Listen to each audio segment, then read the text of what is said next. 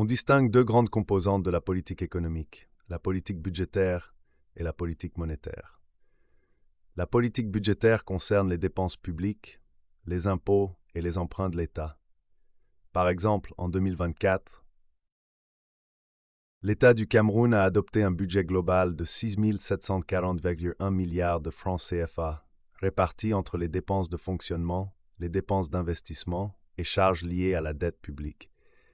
Les dépenses de personnel comme les salaires et avantages des agents publics étaient estimées à 1 487,8 milliards de francs CFA.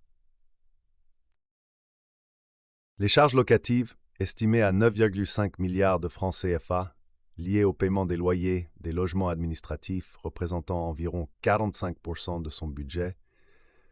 Les dépenses d'investissement en 2024 étaient élevées à 1 652,07 milliards de francs CFA pour des projets d'infrastructures et des équipements collectifs, etc. Le remboursement de la dette intérieure-extérieure estimé à 1 375,7 milliards de francs CFA, dont 646,7 milliards de francs CFA. Pour ce qui est de la politique monétaire, elle agit sur les variables monétaires comme l'inflation, les taux d'intérêt ou le taux de change. Par exemple, la Côte d'Ivoire fait partie de l'UEMOA, l'Union économique et monétaire ouest-africaine, où la politique monétaire est conduite à l'échelle régionale par la BCEAO, ce qui signifie que les décisions monétaires ne sont pas spécifiques à un seul pays, mais s'appliquent à tous les États membres.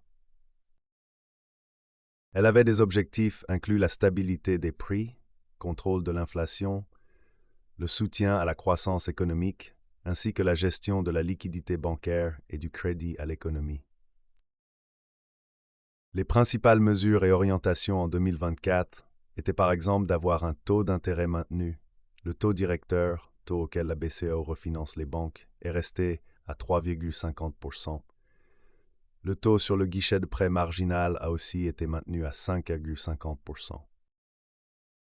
L'inflation dans la zone EMOA a été supérieure à la cible, qui est entre 1% et 300. On a observé des chiffres autour de 3,4% en octobre 2024. En définitive, la lutte contre l'inflation constitue donc aujourd'hui un objectif central de la politique monétaire. La suite dans la prochaine vidéo.